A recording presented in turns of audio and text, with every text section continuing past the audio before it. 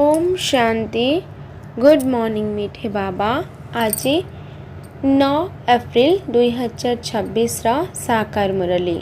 बाबा कहते मीठे बच्चे तुम्हें माने वर्तमान सत्य पिता द्वारा सत्य ज्ञान शुणी आलोक को आसीछ। तेणु तुम मानकर कर्तव्य है समस्त को अंधारू आलोक को आनिबा। आजिर प्रश्न, जेतेबेले तुमे पिला माने काहाको ज्ञान सुनाउछ सेतेबेले केउ गोटिए कथा निश्चित मने रखिबा दरकार। आजिर उत्तर, मुखरे बारंबार बाबा बाबा शब्द कहूथाओ। एहा द्वारा निजर ज्ञान सुनाइबार अभिमान समाप्त होइजिब। वर्षा मध्य मने रहिब। बाबा कहिबा द्वारा सर्वव्यापीर ज्ञान प्रथमरु ही समाप्त हो जाए थाए। जदि केही कहे भगवान सर्वव्यापी अटंती, तेबे कुह पिता पुणी समस्तंक भितरे किपरि रहि परिबे। आजिर गीत, आज अंधेरे में है इंसान। ओम शांति।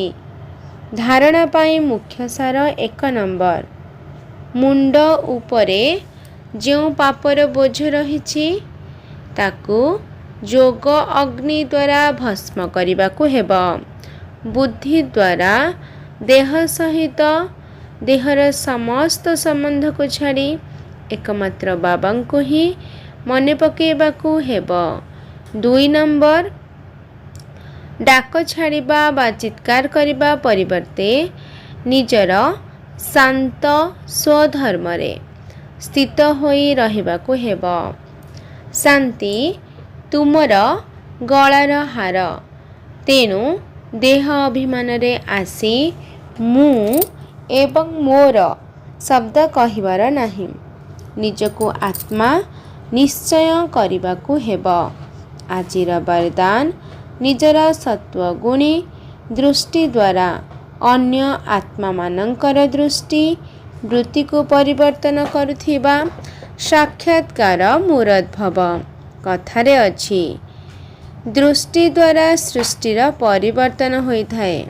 तेणु तुम मानकर दृष्टि एही भली सत्वगुणी होइथाओ, जहा द्वारा किपरि भी तमगुणी बा रजोगुणी आत्मार दृष्टि वृत्ति एवं सेमानंकर स्थिति परिवर्तन होइजिब। जेउ माने भी तुम सम्मुख को आसिबे से माने तुमर दृष्टि द्वारा 3 लोक एवं निजर पूरा जीवन कहानी को जानी परिबे। एहा ही हेउछि नजर द्वारा निहाल करिबा। शेष समय रे जेतेबेले ज्ञान द्वारा सेवा होई परिब नाही, सेतेबेले एही भली सेवा हेब। आजिर स्लोगान, पवित्रतार वास्तविक स्वरूप सत्यता अर्थात दिव्यता अटे। आजिर अव्यक्त इशारा, महान हेबा पाई मधुरता एवं नम्रतार गुण को धारण कर। महान हेबा पाई मधुरता एवं नम्रतार गुण को धारण कर। मधुरतार एवं नम्रतार गुण नईबा शिखाई थाए। जेतिकी एबे तुमे माने निजर संस्कार रे बा संकल्प रे नम्र हेब, सेतिकी अन्य माने मध्य आपणक आगरे मुंड नुआइबे। नईबा अर्थात नुआइबा। संसार रे मध्य नईबा आवश्यक। एही संकल्प मध्य न आसुकी अन्य माने मो आगरे किछि तो मुंड नुआंतु। जदि मु नईबी तेबे समस्ते नईबे।